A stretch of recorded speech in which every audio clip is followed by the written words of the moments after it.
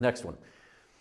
It's very likely that a different author wrote this account, and I want to deal with this account within John. It's very likely that a different author wrote this account than the other accounts. I should have said this better.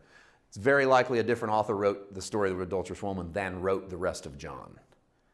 Because this is the only time scribes are used in the book of John. Every other time John talks merely about the Pharisees. Here he says scribes and Pharisees, which is an interesting addition. It also includes 13 Greek words that John never uses again in the book of John. So it's as if this story exists almost with a different style of speech. It'd be like me teaching a lesson, and midway through my lesson, someone else jumps in and tells a story, and then the lesson comes back to me. No explanation, and we use it as one big body of work. Now, to me, that's not enough to put the story in question. Please understand that the names that appear at the top of the letter are not always the sole author in any letter in the entire Bible, whether Old Testament or New Testament. Even we've been in dispute for a solid 1700 years whether or not Paul actually wrote Ephesians. I know his name's on it, but it's so closely linked, almost word for word at times, to Colossians, with a few caveats here and there, that there's been argument among scholars forever. This doesn't lessen our belief in the authenticity of that letter. We don't know for sure that Paul pens every word of it. Mark probably writes the Gospel of Mark, but most likely is listening to Peter as he writes down the stories that Peter relates of the Gospel of Jesus. And so that happens frequently. Most everyone assumes Moses writes Genesis to Deuteronomy. We all call that the Pentateuch. Moses wrote those 5 books, and yet the end of Deuteronomy records the death of Moses, which is an amazing feat that Moses could record his own death at the end of the book of Deuteronomy. And so therefore, again, it's not unusual for someone to finish out the work of someone else. That's done in music throughout cultures and times, done in stories. Paul probably doesn't pen the book of Romans. In fact, at the end of the book, he talks about the penman Tertius. So Tertius is writing down probably what Paul says, and that's why Romans feels more conversational than, say, Galatians. Anyway, those are just little bitty points I want to make there. I don't think this changes whether or not this belongs in the story, but this is definitely worth mentioning. So let's talk about some theories. Theories abound about this text. Some argue that the story of the adulterous woman was included because of overwhelming oral tradition that confirmed it, and then others, I want to deal with both of these, others say that early manuscripts excluded the passage for fear that it would be misunderstood as Jesus being quote-unquote soft on adultery. Let's deal with both of these, because these are two pretty big theories about this, and we're going to try to get to the bottom of this. I'm not going to just leave this hanging, all right? Although I'll just warn you up front, there's no way I can be definitive any more than any other scholar can be definitive. So all I want to do is throw them all out there, and then I'll give you how I feel about it. You can feel the way you feel about it, and we'll see what the story says. The overwhelming oral tradition for me is pretty big. This is a story that has appeared for a long, long time in the history of the church. The overwhelming oral tradition being that it was taught from as early as the 1st century that this story existed, and therefore there's a lot of validity, there's a lot of mileage on those tires. The fact that it's excluded later, this last one is interesting to me. Others say the early manuscripts begin to kick this out for fear it would be misunderstood as Jesus being soft on adultery. If that's the case, if any scribes did leave it out because they feared Jesus was being soft on adultery, it just stands to reason that people to this day don't understand the new covenant. If that's the case, if scribes were transcribing or translating and went, ooh, I'm going to leave that out because boy, he sure does seem soft on sin, then it doesn't surprise me that to this day we have people who struggle with the message of no condemnation, because this is the most blatant teaching of no condemnation in the entire canon of Scripture in regards to coming out of Jesus' mouth. And so if you struggle with this story because you're afraid it's making him soft, it tells me that you probably struggle with the message of grace that says, therefore there is now no condemnation to those who are in Christ Jesus. And believe me, that verse is struggled with by a lot of people in regards to grace, because how can you tell people there's no condemnation? So can we trust this story?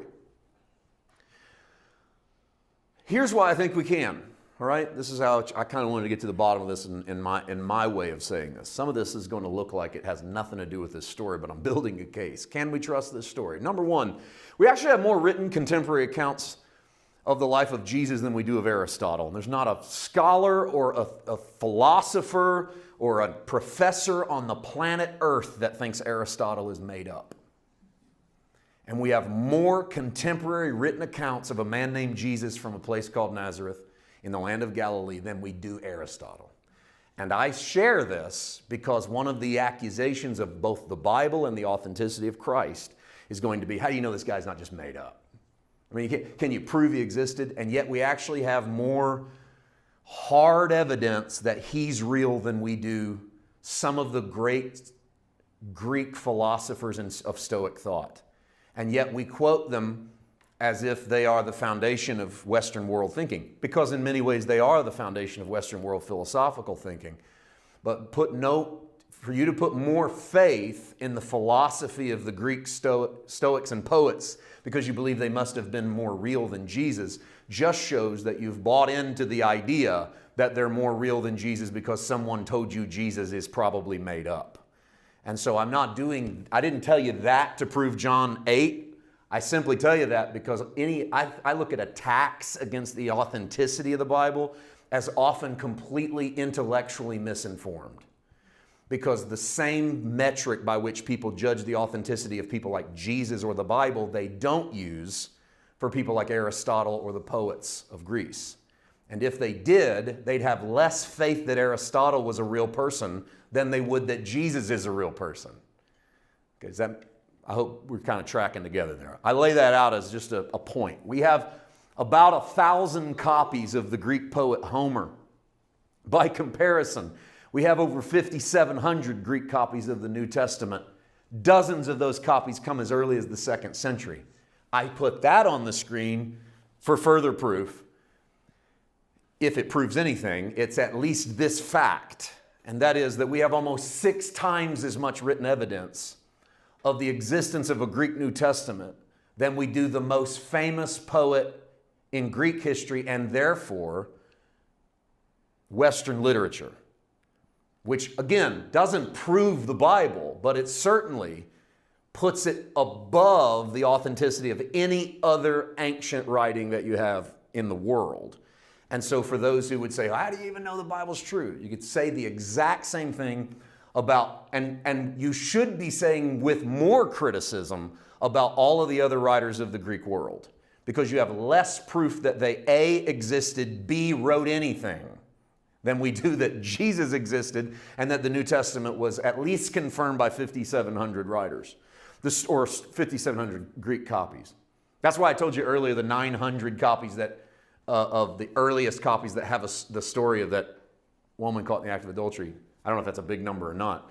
The story appears in the writings of the late 1st century church fathers. This to me is a pretty big one. John's alive in the late 1st century, and we get sort of a cross-pollination of this story while he's still on the earth, that Greek fathers or church fathers are actually writing about the story of the woman caught in the act of adultery. And then finally, and this is to me is the kicker, the theology of the story of the woman caught in adultery contradicts nothing in the New Covenant. It's only confirmed by the grace theology of the Apostle Paul. So the story doesn't contain anything that you have to step back and go, I don't know about that. I don't know if Jesus could say that. I don't know if does that go against what Jesus says over here? There's no hint of that in the story. And so my theory, for what it's worth, with all of that said, my theory is that you can trust the story as being authentic to the 1st century.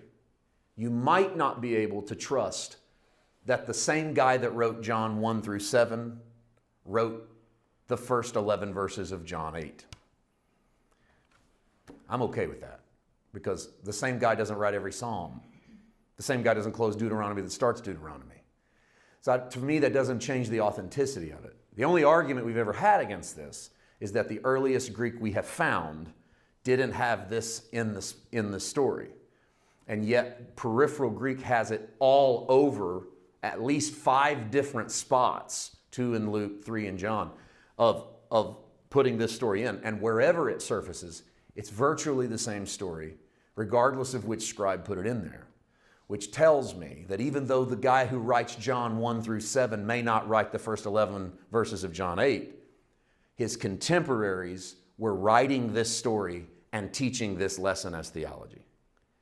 And as this text came down to us, it got inserted into this passage at the end of John 7 and the first 11 verses of John 8. With that said, I don't trust that John 7:53 came right after John 7:52. I don't trust that John 8:11 came right in front of John 8:12. But then again, John never claimed to be telling you a chronological story of Jesus' life. I told you this 47 weeks ago, that John's the gospel that never concerned himself with telling you a left to right retelling of Jesus. He's out of order more than once. So it seems fitting that if you're going to drop a story into the life of Jesus, you'd put it in John, a book that's already telling you stories no one else tells you and telling them out of chronological order. And so again, to me, it does nothing to the authenticity of the story that it might not have happened at exactly this moment. But just the story within itself says an enormous amount.